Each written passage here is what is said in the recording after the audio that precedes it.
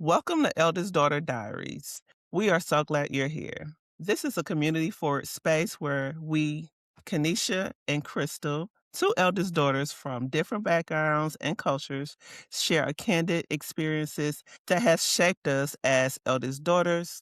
There will be intimate stories, honest storytelling, and most of all, encouragement for all our eldest daughters out there who are changing the world each and every day. And we love you. We love that for you. And we want you to keep on going.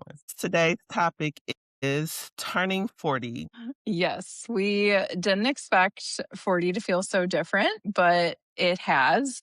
And we thought that we could kind of like unpack that and jam together. Some days, age just feels like a number, like whatever, you know? Other days, for me, I can definitely say that it just feels more like important and urgent. And I always hold close to my heart that aging is a privilege. I think all of us by this part of our lives have seen many go. And being here is still, it centers me into the power of like, there's a purpose for me here, and probably multiple of them. And I get to take care of this body so that I can be here as long as possible. I think what has happened, like in turning 40, is just it illuminates what really is important. And for me, that has been like a reprioritizing of those things. So, yeah, I think there's a lot to jam on, and I'm excited to talk together about it. You know, I am a avid reader. During my 30s, I read this book called All About Love, New Visions by Bell Hooks, which really has impacted the way I look at myself, the way I look at love, the way I am just it drugged me. All the chapters made sure it let me know a little piece of me in there. Going into my 40s, I had the same. I felt, a calling to find something different and do things differently. And so I went into my 40s with no expectations, but I've gotten a lot of different things that have occurred that have shifted my mindset and pushed me forward. I wanted to give a quote from one of the books I'm reading, Communion, The Search for Female Love. The female search for love, excuse me. I'm only on chapter 5, so bear with me. But this quote really stood out for me. There are so many of us who, like me, never thought about midlife. So many of us who thought we would be dead before the age of 30. Our reasons for thinking this were rooted in tremendous fears about growing up, becoming a grown woman. We wanted to be girls forever. As girls, we felt we had the power. We were strong and fierce and sure of ourselves. Somehow, we made our entrance into the realm of young womanhood. We began to lose power. And so if you felt that quote, if you felt like you were dragged, you have been one of millions who have been dragged by bell hooks. The Bell effect. The bell effect for sure. But I wanted us to talk, Crystal, about this because it's crazy because we've known each other in our teen years and now get Right. to see each other in our 40s, which I think is like such a blessing.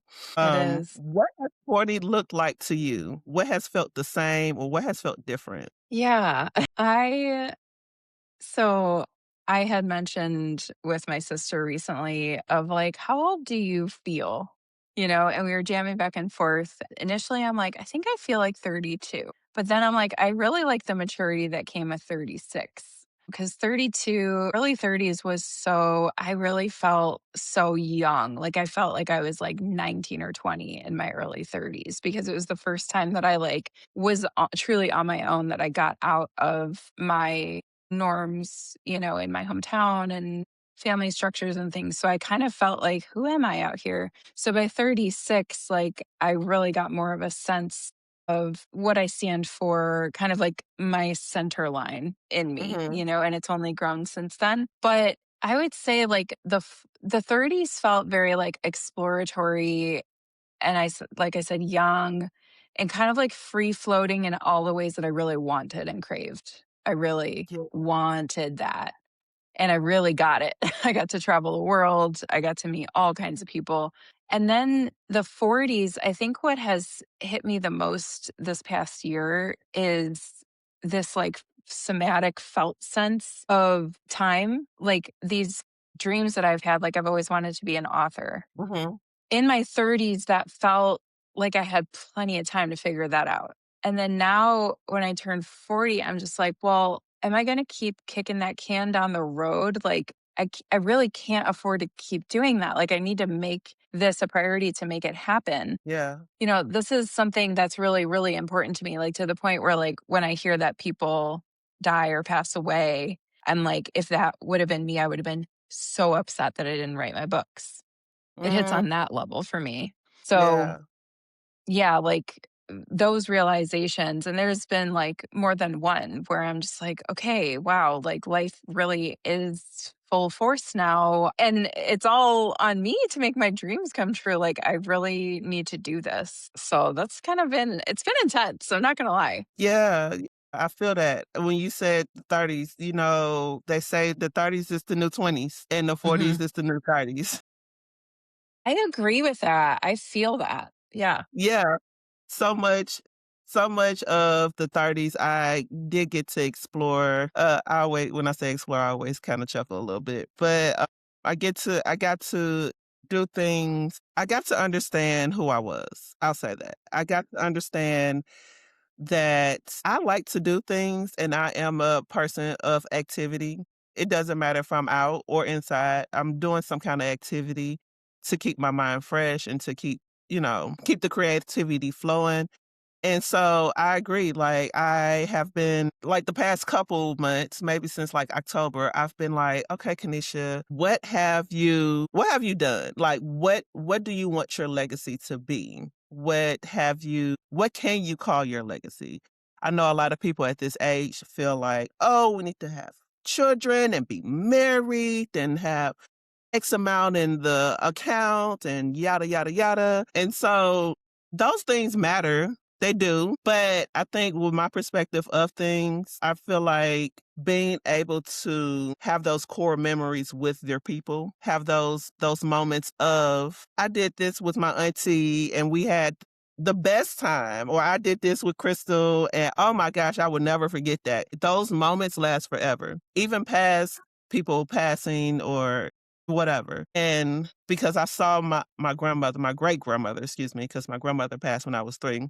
I saw my great grandmother deteriorate from dementia. I feel like having those memories and doing things with your people, that is a rich life. That is Yes. what I consider a rich life, to be able to have those moments with your people that you can never delete. You'll always have that moment. Now, it did come to a point to where I had to let go a lot of things. I had to let go of the life that I thought I would have. I Yeah. had to, and I still am, honestly, grieving that life of wanting to be married or wanting to have children.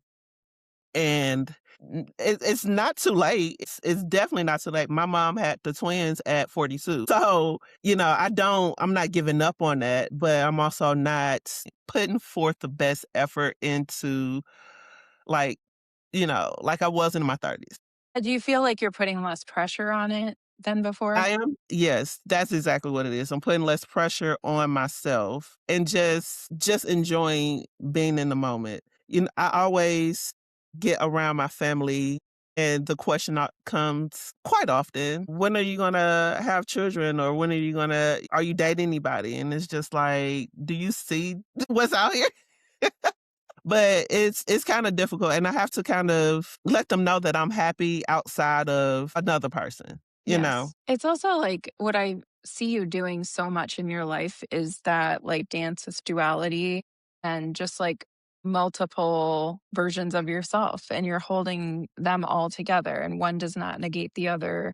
One does not feel lesser or greater. The Exactly. dreams can coexist. You're here like building a beautiful experience based life that you can look back on and feel really proud of. And Yeah. you also have dreams of what you want to still happen. We both do. Everybody. I hope everybody does. I hope so. I mean, when you were talking about writing your books, which please do that. Please, thank Yeah, you. they're in process. Please write those books. When you were talking about, like, writing books, look at, okay, Kanisha, you have a published article. You are creating these programs in your career that will probably last until the end of technology, whenever that may be. But being able to be a part of a history like that or creating a history is something that I'm proud of. But then I look at, like, with the legacy, with me creating these moments. Are you really ready? Are you ready for that moment? Have you created a will? Have you sat down and talked to the people that that matter to you, and let them know, if that time comes, then this has to occur, or I would like this to occur. When my father passed, he did not have a will, and so since those moments, because we did have a lot of stuff going on with his passing, I've thought about that, and it's something in those moments that we don't want to talk about, but we really do need to talk about them. Absolutely. But I wanted to kind of drive back because, I am still new back into Ohio. I moved here from Alabama almost 2 years ago. And I am really enjoying and embracing newness, whether it be, me being in a new city, me trying something new around the city. It's just been really cool as a 40-year-old to still have these moments of newness Yes. because Yeah. we say 40-year-old, but we're still embracing. I think we shed a lot of our 30s into our 40s. Oh, No, we definitely. learned so much in our 30s that we put those to action in our 40s, whether we're talking about a new career, a new relationship, old relationships dwindling off. I really had to learn how to just kind of make a path for myself and make sure that I'm kind of sharing myself as comfortably as I can, because I don't want to share too much on the socials.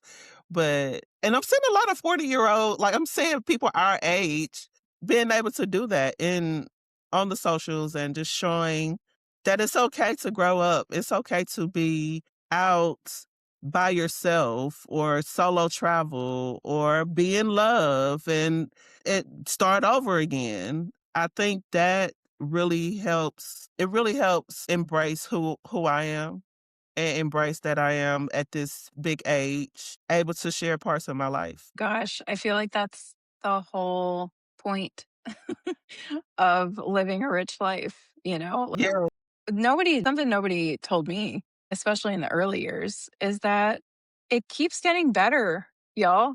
Hello. it really does. It really does. It really Yeah. does. I remember, I think I mentioned this in another episode, but like I remember growing up reading Cosmo magazine, and these women would like talk about how they were so comfortable in their own skin and they felt so good about themselves. They were always in their mid 30s to early 40s. And that Mm, like painted something for me of what was possible, because I'm like, it's not at 22. Like, yeah. 22, you're supposed to be making a freaking mess, okay? And that I did. I'm sure you did too. Like, Oh, yeah. part of why I wanted to talk about life at 40 is because it does fly in the face of the youth-oriented, culture that we live in. I saw like this interview with Kate Winslet, and she was talking about, she's like, I will be one of those women where you will look to and say, she's real. That's a woman who is aging and gloriously enjoying herself and happy about it. And I really align with that. I have this like, okay, so talking about like 40 and perspective, and I already got your reaction on this. So I'm curious what other reaction will be. But I want to live to 120. Hey, it's I, possible, girl. You got you know it. why? It literally is because there's already people living to 110, 112 right now, and I'm only 40. So, like, Mhm. it's absolutely possible. And the way that I'm investing in care for my body and like trying to get like living in the US during these times with this food system and these political stressors, trying to have a healthy body is kind of an oxymoron.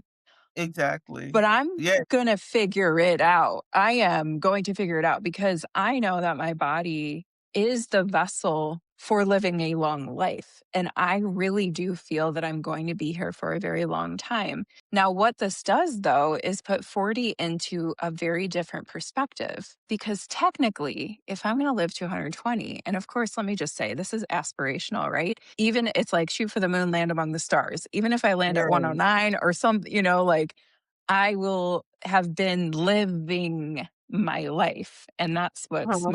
that is such a core driver for me in this life. Like, I want to truly live. Okay. Now, talking about like 120 and age 40, midlife is technically not till my 60s. Technically, yes, you are correct. Technically, right? So I'm like, Mhm. interesting from age 0 to 60, I'm age 40, I really am just coming into my adulthood from that perspective. So it kind of feels like I'm right on time, whereas the old paradigm feels like I'm really behind.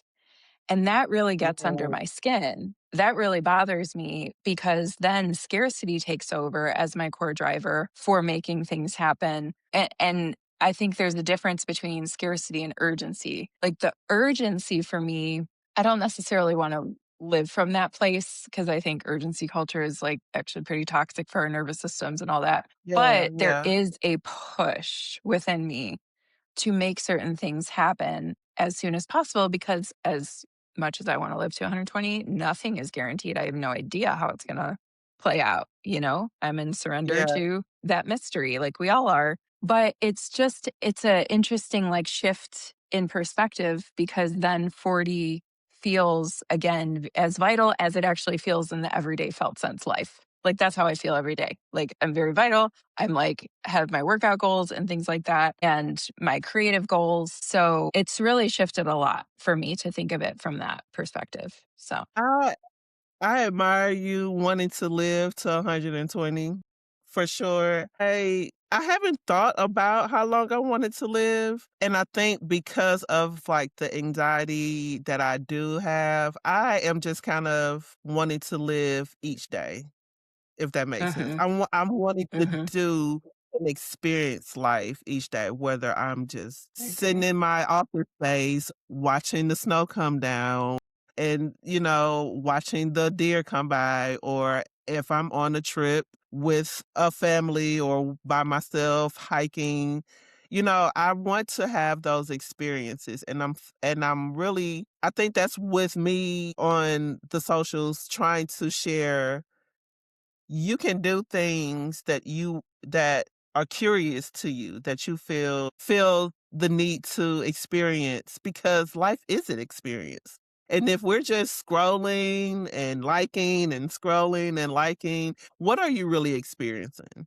I went to Yes. an event yesterday and I really wasn't trying to stay long, but it was just like a creative project. Like we created like stamps and then we made like a collage. It was really cool. But in those Love. moments, it's like talking to the women, they that were there. Like after like 45 minutes to an hour of me talking to them. How old are y'all? And they were in their late 20s, early 30s. And they were like, how old are you? I was like, well, I just turned 40. And they were just like, what? I so believe that. Oh I my was like, God. "Yeah, girl, I just turned 40 in August or whatever." And even then, the conversation did not shift. We were still able to hold space for each other creatively, and it just to me, it felt really good to have those connections and experiences with people that I don't have to, like, scroll on a news feed to see like in person kind of experiences. And I think that's what a lot of my community I would like to experience because a lot of times we use the word community, we use that outright as if we are trying to monetize things. And this event was free. that connection was free. So me saying that, bringing it back in, just wanted to experience life each and every day because it's not guaranteed that I will be here at 140 or at 60 or at 45. But if I'm living each and every day, I'm able to have those, feel grateful and have that rewarding sense of life. Yeah, that's beautiful. I had another quote from the book that I Mhm. wanted that kind of go with what we were talking about. Much of what makes midlife magical for women now is that we are the ones making the arrangements, inventing time in our way. And I didn't put this down, but you talked about your book. What ways are you honing into making this book? Yes. Yeah, this is where when I talk about, like, reprioritizing, Mhm. it you like, it's literally not gonna happen unless I make it a priority. Yeah. So, I mentioned how my birthday's coming up. I'm actually going to a writing retreat on my birthday, and Amazing. I know, and it's at my alma mater, it's at my university, Nice. unexpectedly. So, I haven't been back there in at least 10 years, it's probably been more, but I Yeah. find that so beautiful, like, 1, it's on my birthday, 2, I'm making a writing retreat happen, which I actually went to that writing retreat 2 years ago, and it was so beautiful and connective and inspiring. And then for it to happen at my university, it's like, I don't know, there's something about that like coming back, That full circle moment. Yeah. right? That I'm really curious what that like the land, the buildings, like being in that nostalgia Mhm. will surface for me even in my writing. Like who knows, maybe I'm supposed to write about my time in college, you know? Like Yeah. I don't know. So that and then also like going to more writing local events, speaking of free events, there's some beautiful ones through this organization called Literary Cleveland. They're Right. rock stars. They are very devoted to making writing and learning about writing spaces accessible. Like actually genuinely accessible to the community. Journaling more connects me to that like flow and the rhythm. So I find myself doing that more. But then also the book is just kind of the leading one, but the undertow of it is that I want to live a rich creative life. So the more that I write, the more that I paint, the more that I paint, the more that I sketch, the more that I sketch, the more that I'm going to creative events and meeting other creatives. And then that's leading to me like to online events. So I have found really during my 40th year, especially the latter half of it, it has been a blossoming of my creativity. And that Yes. is from this very thing we're talking about, the urgency that I feel of like, okay, this is what I've been craving. Literally, even talking about launching a podcast. Oh I've my been talking god. about launching a podcast for 2 years. And then, this one came about from the summer, like you and I hang out. That was in our 40th year. So Mhm. I find us both like embodying our creativity at a real next level and even like watching us grow in the last just 6 months, like I'm watching your skills like grow every time you post on your videos and your content. I Like be we're trying, girl. getting, yeah, I know you are. I know. And that's why I always say, like, this is looking good. This is looking really good, you know? So kudos to us for making it a priority. And, I do think that this is a blessing that comes from being child free, right? Like, Absolutely. we have so much more space to focus on ourselves. And I think I mean, for me, that's part of why I've chosen this. I know, like, you're at come from a different place around it. Mhm. But listen, we're going to use the time and space we have for something meaningful, or we don't. And we keep consuming other people's creativity and other people's creations, Yes. which Yes. is good too. Yes. I agree with so much. I actually have in my notes, finding freedom in my journey.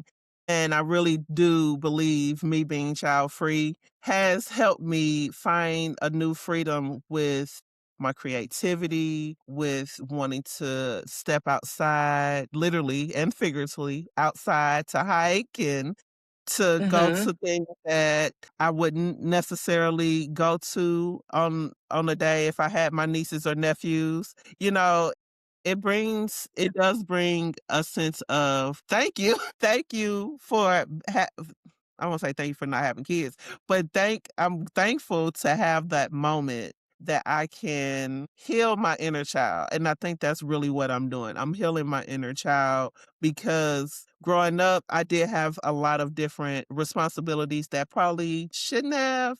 Right. However, now that I'm older and these people have their own lives, I don't have to actually be that big sister, you gotta do this, this, this, this. I am still there if they need me. However, I need vocally. I'm not gonna just be there because I'm your big sister. I got shit I wanna do. Right. Right. And I think you are a better big sister because you're doing those things. Yeah. Yeah. I mean, even just like like I see so much in like my younger siblings as well as my cousins that this is something that they need to see. They need to see a Yes. difference of perspective or a difference of lifestyle because everybody is not marriage material. Everybody's not parent material. Hate Mhm. to say it, Mhm. but being honest. Yeah, it's And true. so if it's okay to not have children. It's okay to be able to spread your wings yourself and do things that you want to do. Have those hobbies because I think if I didn't have these hobbies, I would be miserable. I Mhm. And would be bored. and Bored. bored. Who wants So to do boring. that? Right? Like, if you take out creative hobbies and then you take out going and living, like experiential things, Yes. life just becomes so dull to Yes. me. Yes. And it just brings me back to I think we talked about it during the health episode, like how it can be a blessing, not a blessing. I can't remember the actual words, but was something like, it could be a blessing or a trash can kind of deal. It's Mm, like if you're mhm. not really putting in the effort to do things or if you're just sitting wallowing, like you are gonna have a different experience, a different perspective of life. Totally. Yeah. Yeah. Yeah, life needs cultivation. Bodies need connection. It needs to be an active priority to nourish Mhm. yourself and nurture the little flames inside. Like that flame about writing a book, like it has led me all of my favorite movies, comfort movies, chick flick movies. They're always a woman writing a book or an author and like some combination of traveling. It is absurd. Like my unconscious is literally showing me over and over and over and over and over Yeah. again over the decades that this is something that we want to experience and be.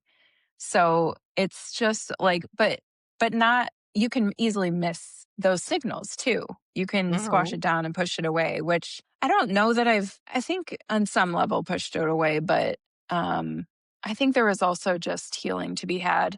I think both of us stand as the women that we are because a lot of our 30s, frankly, was undoing, unpacking, healing Yeah. so much. And Yeah. sometimes I feel a little sad about that because that's when I start to feel behind, of like Mhm. I had to focus on all of these things that effectively are a signal of generational wealth in some families where like they have the emotional support, they learn how to do money, they're not taking on massive debt. They know how Yes. to take care of their bodies. And maybe I'm like overgeneralizing and over No. romanticizing it, frankly, but it's No, real. We had to. it's making total sense because and I had this conversation with my uncle when he came for my 40th party as far as like making sure we have a savings or if we want an IRA, having those conversations because he didn't have those conversations growing up. So he Mhm. is passing that knowledge on to me, on to us, to Totally. those who are in those careers who have a 401k, who we need to have a savings, we need to have an emergency fund because anything can happen. And, I experienced that, especially coming into my 40th year, I was on a Yeah. layoff list for almost 6 months because of what we call leadership in DC right now. It's just very rewarding to have the opportunity to talk to my uncle about that, but it's also kinda, like, sad. It's like, damn, he had to learn that in order to pass on to me, you know? Yep. Yeah. I think something to remind ourselves is that the consciousness of all of us is like really accelerating. There's more, how do I explain this? There's more like energetic capacity to hold more. And I also find that time is moving at a different pace, not in a like, whoa, it's rushing by us, but in that we can actually accomplish a lot more in a shorter amount of time than we could 10 or 20 years ago. Yeah. So when it comes to these goals where like I start to feel behind, I'm just like, I look to entrepreneurs that are Latina, are, doing money healing. They paid off their student loans. They put their creations out in the world and took a chance on themselves in a huge lineage breaking kind of way. And, I know one woman out there, she made like, she paid off 100 grand of debt within 5 years just with learning the tools and focusing on it with obviously good income to be able to do that. Mhm. But my point in bringing this is that what we may feel behind on, it may actually take us far less time to create and meet those goals because the quantum field is real Mhm. and we have a lot of tools, both mentally, but also energetically, to wrap our mind around those things and to make it happen and put our full energy behind it. Like, I have a quote from you, Kenesha, from But your what for me? music Wait. stickers. Well, okay, it's not you, but Oh. you made the sticker. Oh, is it up there? Yeah, let me Oh, grab it. One second. so I'll explain. So when I started getting out in Columbus last year, Wait, real I quick. started yeah, This one. I'm betting on I'm me, gonna me, bet me. on me, me, me from Yes, SZA. yes. So I created This is it. the lyric affirmations, which are affirmations from artists who I admire or who are putting positivity out there. And the one Crystal has, I'm betting on me, me, me, is from SZA. It is something that I really was like, I want to get out here and just kind of bring light into the world because I was going to concerts, I was getting out around Columbus. And so even like the concerts I went to, I was creating sticker affirmations. I went to Beyonce, Kendrick and SZA, Dreamville Fest, Dolce. And so all those, I made affirmations from those artists of their lyrics. And if you are listening to this and you have one, let me know because I'm curious if people even have it. And I'm thankful that you still have it to even say this in this moment because that was just part of me being creative in a new Yes. space, in a new city, trying to just bring light into the world and just connect with people who love music just as much as I do. That's And you it. did. And like for anybody listening right now to all of those concerts that you went to in the last year, if that is not the epitome of going out and living and experiencing your life, I don't know what is. Like, this woman over Listen. here, she's living what she's preaching, let me tell you. Listen, since we're on wax, I'm just gonna go ahead and say my career, my future career, I would love to just go to concerts, make content around concerts, and just review either the concert venue, or all three together. So if you are listening to this, let me know. And we can make something work, honestly, truly. Hmm. But yes, that is definitely something that I was like, I'm out here doing things and I go to concerts. I've been doing that for a while, but it's just a different feeling when you're seeing people out and you're like, "Oh, I like your outfit," or "Where you get that from?" or something. You just kind of give them a affirmation. Yeah, It's just something beautiful. different. Thank you, It's friend. beautiful. I love that you've been doing it. It's brought a lot of light, and I love part of, like, you living out everything that you've talked about today is, like, letting your extrovert shine and Mhm. handing out something that is like, I have it on my cork board over there in my office, Huh. like, it's very easy to put up in your space. I know you've done stickers. Like, it is a lasting connection to these people, but it also, like, you're so good at opening up conversation with people, and that's been a Yes, really cool way I've seen you do that, and I'm yes, inspired by that. Like, I wanna for my creations, like, I know that in 2026 and beyond, we are all craving analog. Like, we're craving getting off the computer. I know that's ironic as we talk to you through your phone or through your computer right now, but like to balance out all of the digital time to get in person. And I think it's a lost art of being able to strike up conversations. I think that's why I'm so drawn, one of the reasons I'm so drawn to travel, because yeah, travelers are they're like so open and easy to strike up conversations with. And it just reminds us that we have things in common. It reminds us that we can connect with each other. And my God, yes, like it's so divisive and right we're now. made to connect with each other in We person. are. Yes, and we need it. We need it on a soul cellular level. So I Yeah, love that you've figured out a way to do that, and you definitely inspire me on that front. thank you so much, friend. I don't even know what to say on that. Like, Just it's receive, taken girl. I'm just gonna receive it. It's taken me so long to kinda come come out of my shell, even though I mean, I wasn't really in my shell. But just me showing being more ambivert, having those ambivert vibes, because sometimes I do want to be introvert. Sometimes I am just like loud, proud Leo, you know? It's Yeah, just how who we are. exactly. But Exactly. we all need to have those in-person connections, and I think that is probably one of the reasons I really enjoy going to concerts is having that in-person connection with other music lovers, the live bands. Ugh, I just it's l so good.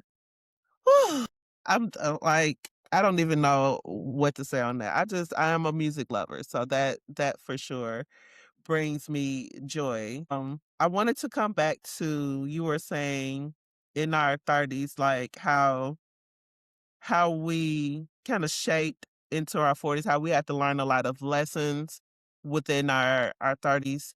I one lesson, I wouldn't say lesson, but I grieved a lot in my 30s. I lost my great grandmother. I lost my auntie, two of my uncles, my granddad, and then like the end of my I lost my biological father. And so I had to grieve and heal through a lot of losing. I think going back to the All About Love, the Bell Hooks book, I had to learn how to just grieve through not having any apologies, not having those come to Jesus moments of, "Oh, well, you did this, XYZ kind of thing." Not saying that that's what I wanted, but having those moments of clarity with my father, with my uncles, it really kind of it hurt, but also allowed me to experience that sometimes you just have to just let things be.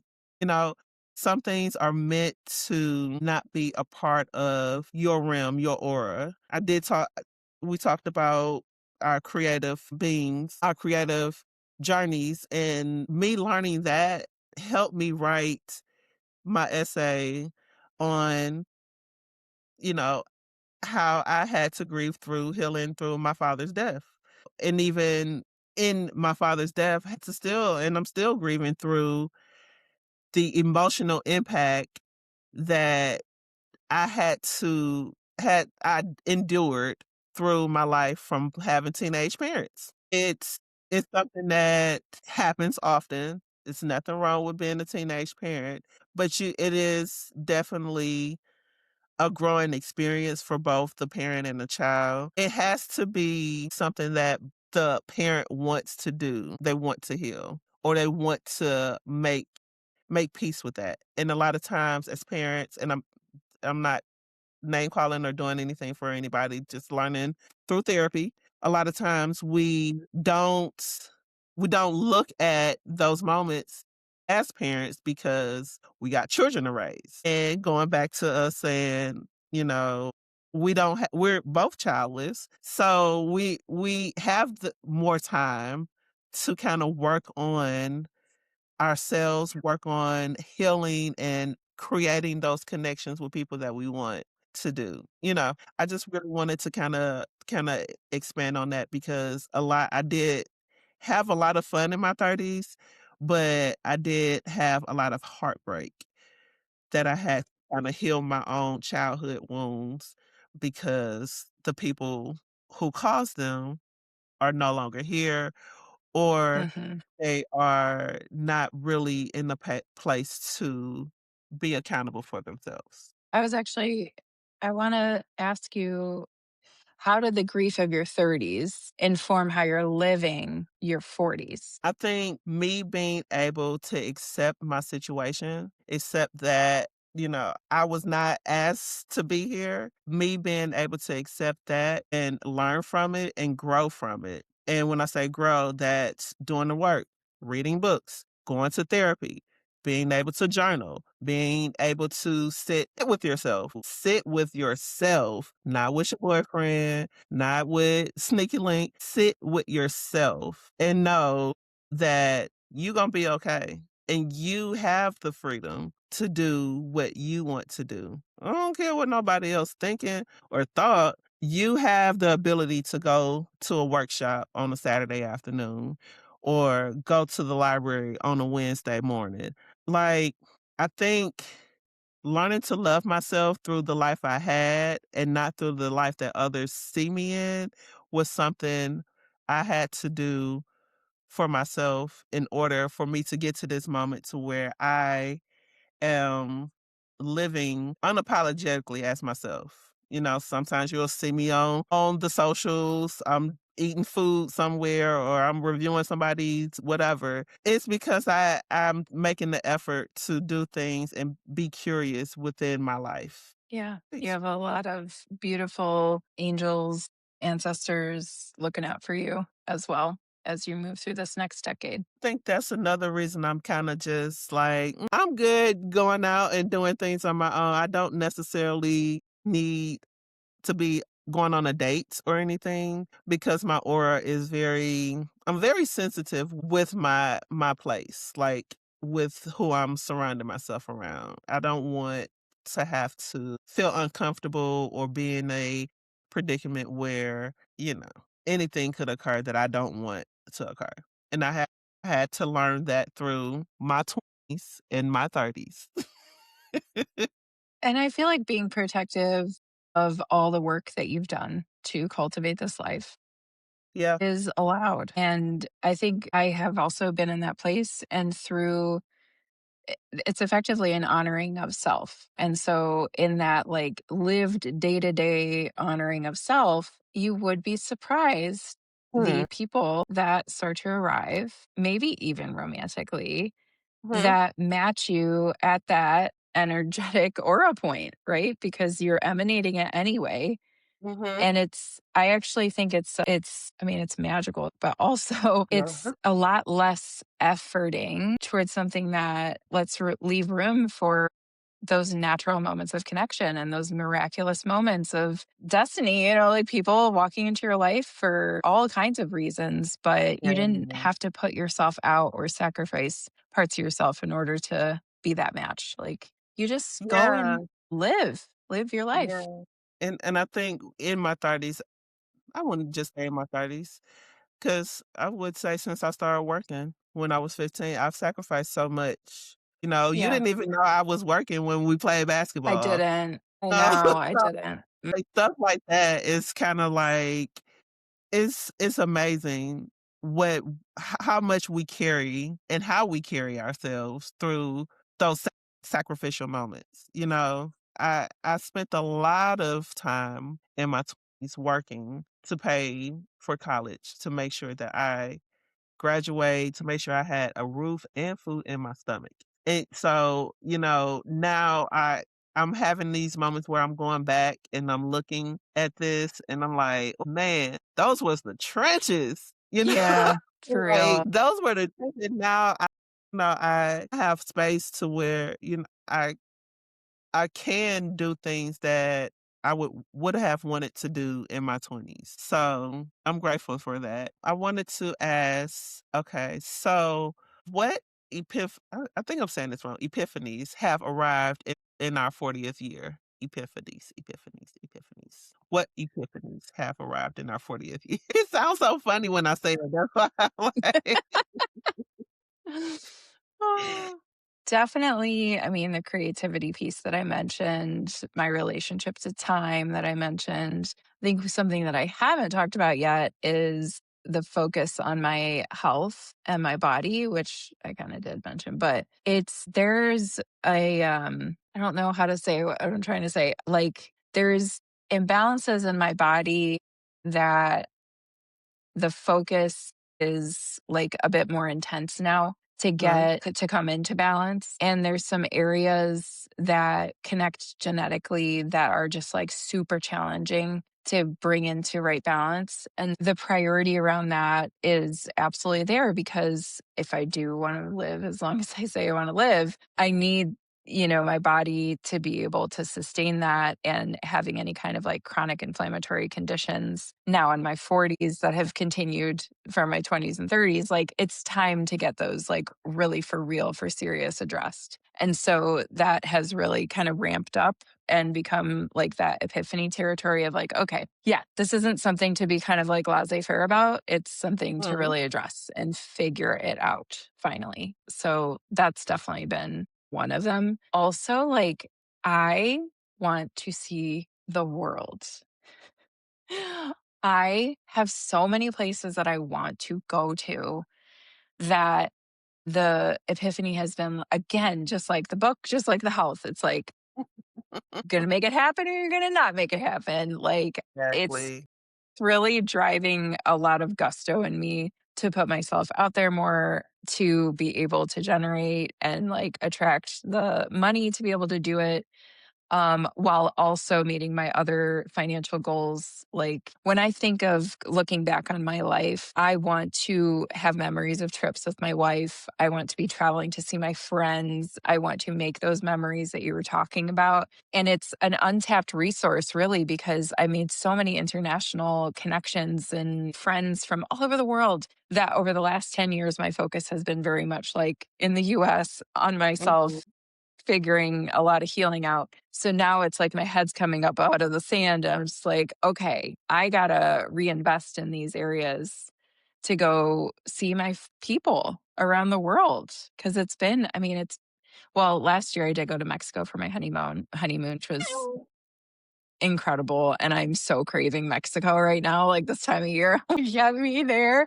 get me to the beach, but before that, it had been 10 years since I was international, and that's, like, so crazy to say out loud because I went to 15 or so different countries between 20 and 29. So, like, the 30s were very travel light, and I want the 40s and beyond to be very travel heavy, okay? So, Love that. yeah, Yes, I agree. I definitely want to travel more. I have not I mean, we went to Mexico last year. Yeah, 24. We went to Mexico. And my family on my father's side, they do have like trips they do yearly or bi-yearly. I think they're trying to do Aruba this year. But I do want to travel more, both internationally and in the US. And I'm kind of scared to say that right now. But I know.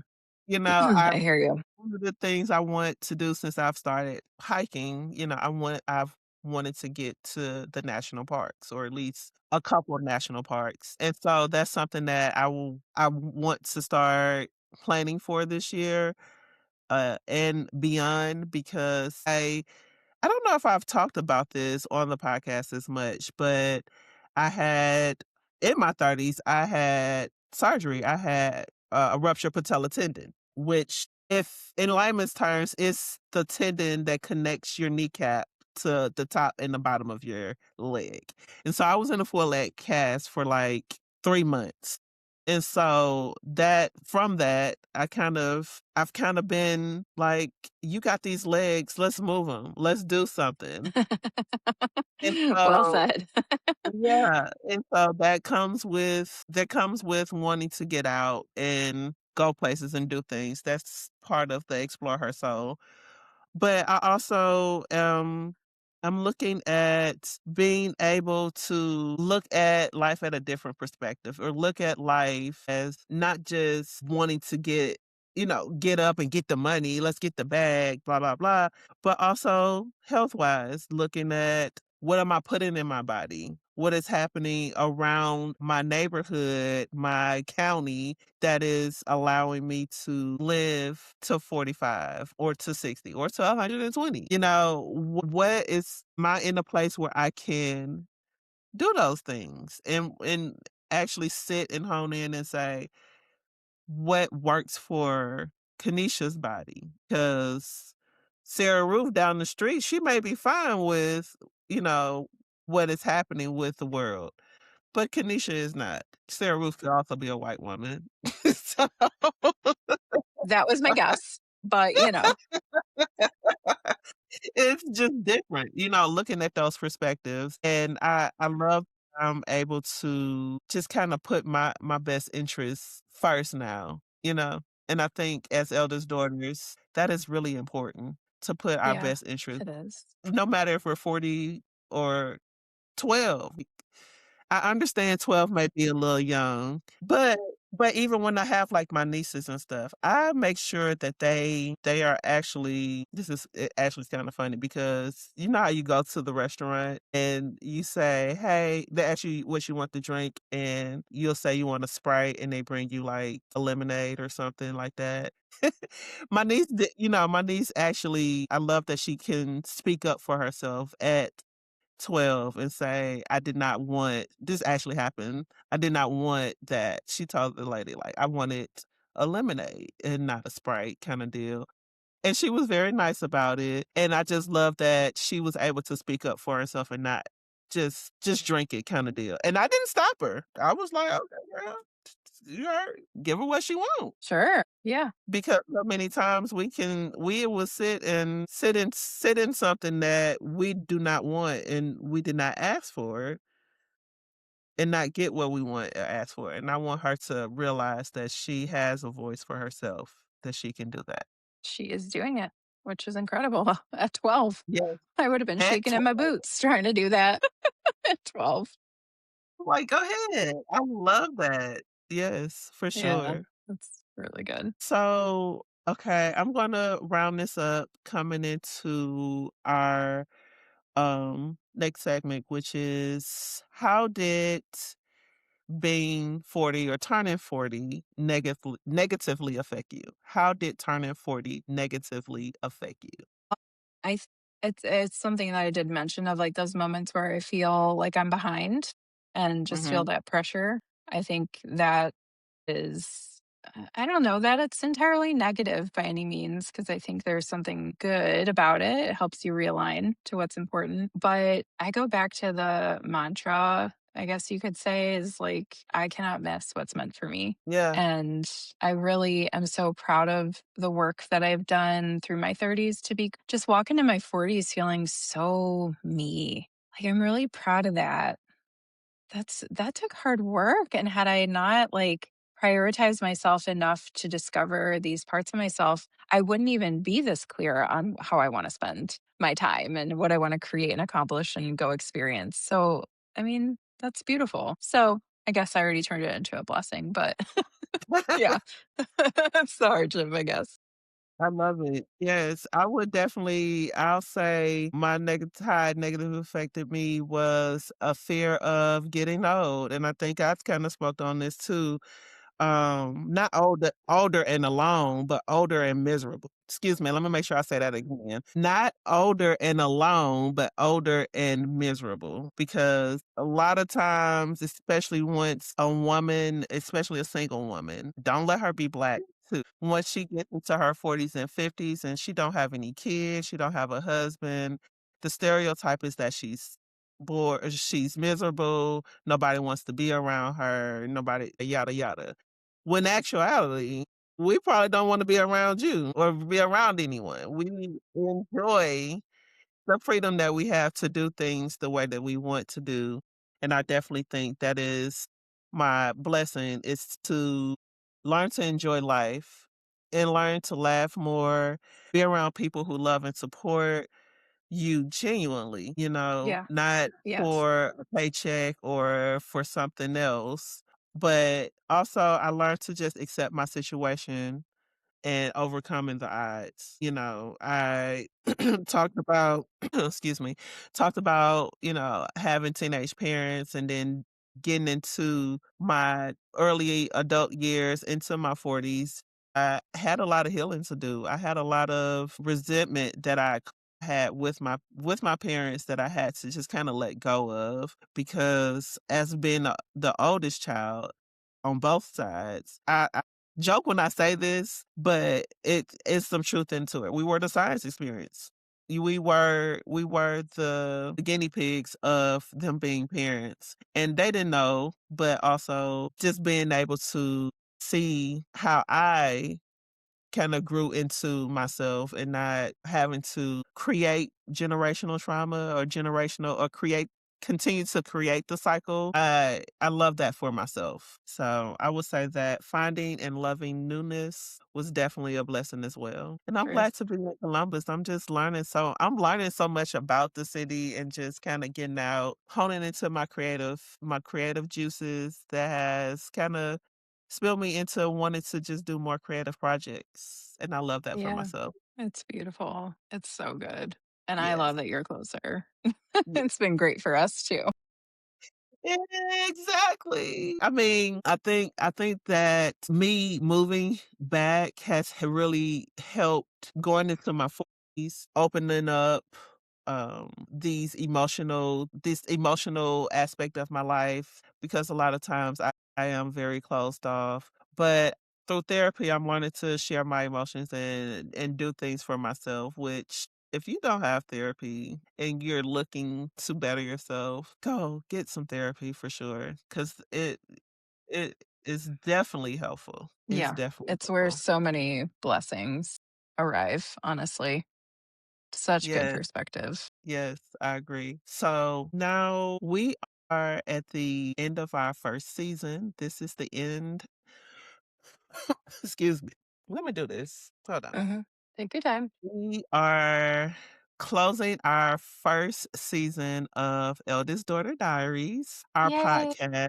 Me and Crystal have brought this into a light that is shining more than we thought it would. I think this is very necessary not only for us to just kind of share ourselves, but also to have a place for eldest daughters and healing daughters to kind of just be in a place where they are loved and they can see that they're not the only one and even get some good ideas. And so we wanted to end the episode we wanted to close the episode with some feedback from our community. Um, and I'll let her start off. Yeah.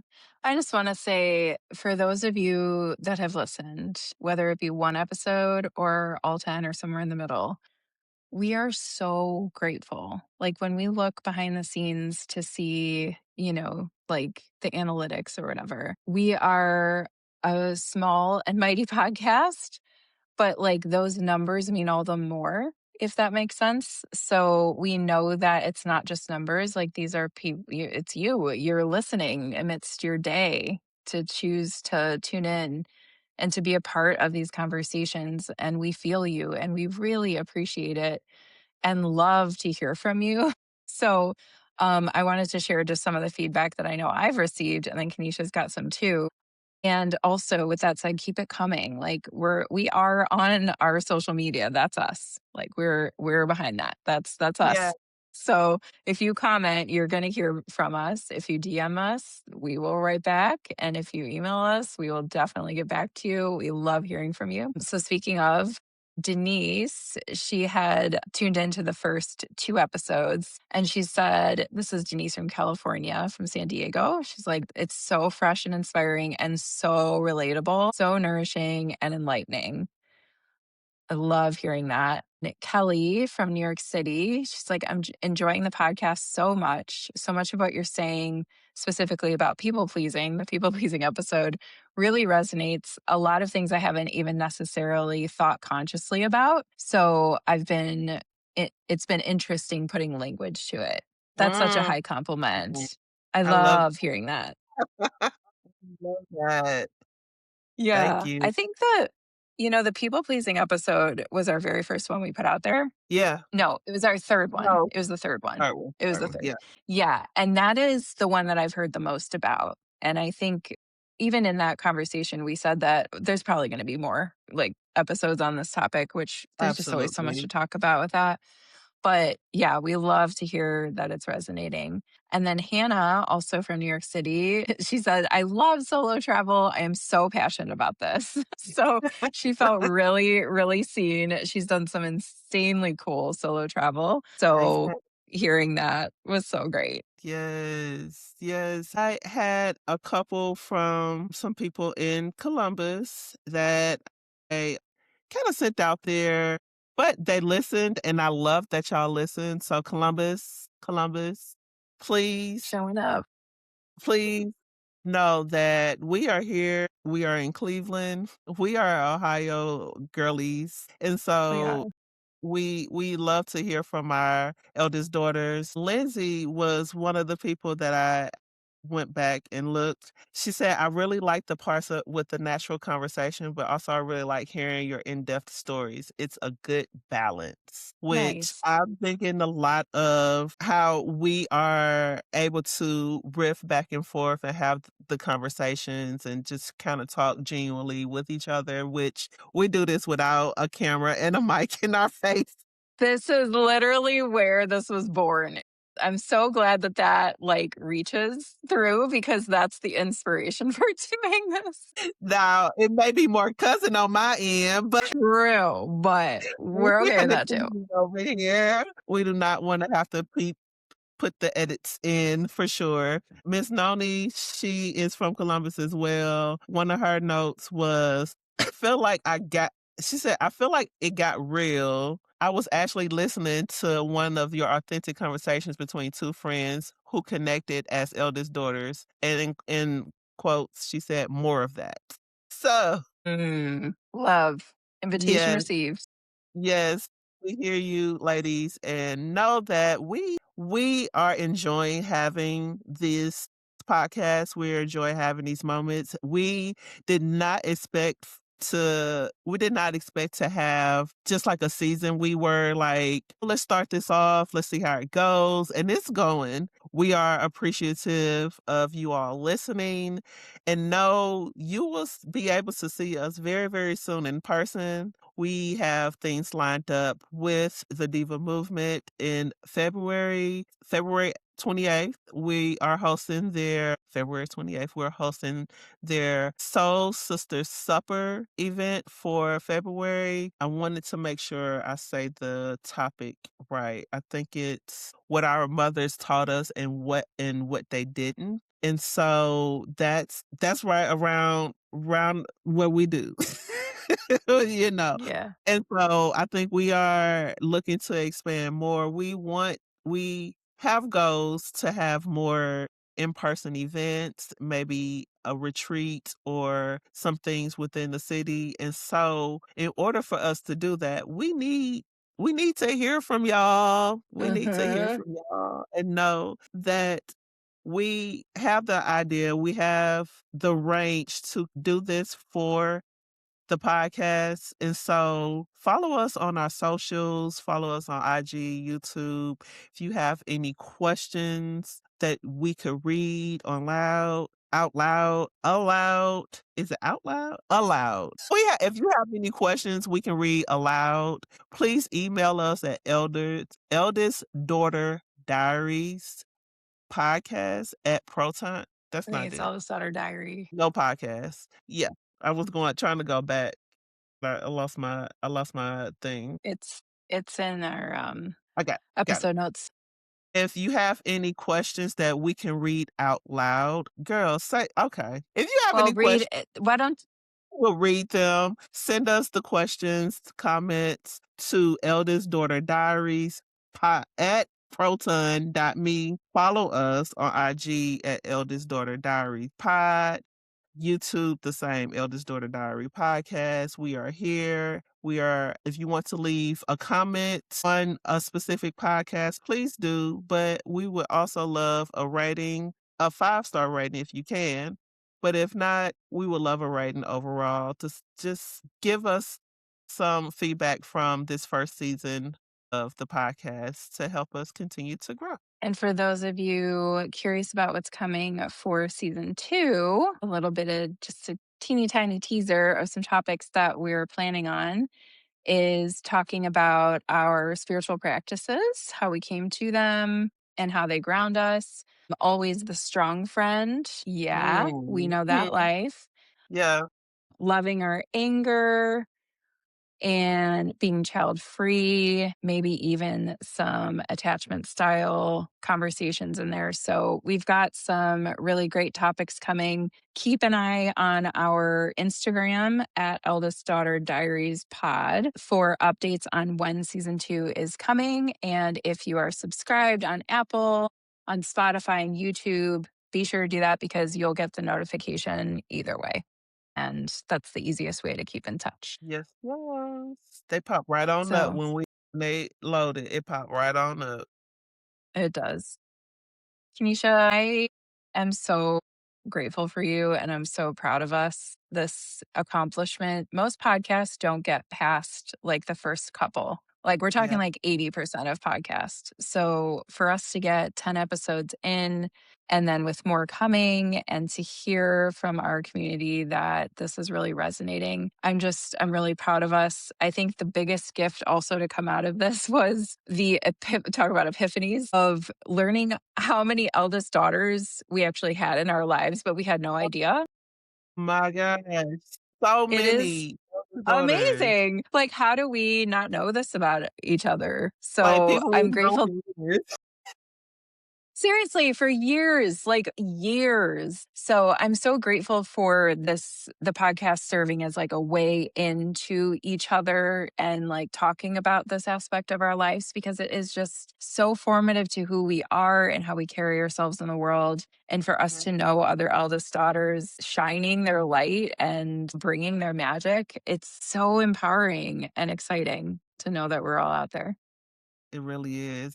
And just out there doing things, like having businesses, Hmm. doctors, like it's amazing to see our fellow eldest daughters just growing and embracing, just being them and doing things for themselves. And I just love that for them and love that for us for sure. Pat on the back for us actually bringing this from the chats into fruition. Right? Okay. And if you're out there with ideas of like, man, it'd be cool to do this, please do it. Make it happen. We're walking into a whole new era. 26 it kicks off a new 9-year cycle. We have a lot of really helpful energy at our back this year to get things off the ground that maybe we have been working with behind the scenes for years. Be brave, be courageous, and know that you're in really good company. We're doing it very imperfectly and learning along the way, but we've got you with us and we couldn't be more grateful. So thank Yeah, you. We love I you. agree. I agree. So I agree. I wanted to end with Crystal. Do you want to give them your socials? Your Yeah. You can follow me personally at Krystal.Alexandria. It's Crystal with a K and Alexandria, the IA at the end. And then I'm also on Substack. I have a Substack called Ease is My Compass. And I talk about a lot of actually what we've talked about here on the podcast, just different aspects of life, creativity, identity, exploring. It's very like memoir like. So be sure to follow me over there as well. And what about you, and again, Kanisha? You want she's to a share your writer. handle? So make sure you get the sneak peek of the writing. before Yes. the book comes out on her Substack. My personal socials are Explore Her Soul. It's like explore with no E's. Her, Her, Soul, SOL. And I'm on IG, TikTok, and I'm starting a YouTube. So maybe by the time season 2 comes, I'll have some stuff out there that you all can look at or see. But yeah, I'm really just kind of honing into getting out there, especially around Columbus. I focus on going to a lot of Black events or Black restaurant stores, but I do go other places. I am also starting to get into, like, the food game as a foodie. I don't know how long that's gonna last because I can't eat everything everybody cooks, so but Hazards of the job. yeah, yeah, but other than that, sharing my story as who I am as a woman and where I've come since then. So more of the conversations we've been having via our episodes this season. So yeah, follow us. We would love for you all to follow the podcast. We're putting stuff out there and yeah, we're just moving right along as eldest daughters do. We can't help it. As we do. It's how we We do. do. Yes, sir. Yes, Sending so ma'am. much love. Thank you for being here. We love you, and we'll see you in season 2. Woo! See y'all. Peace.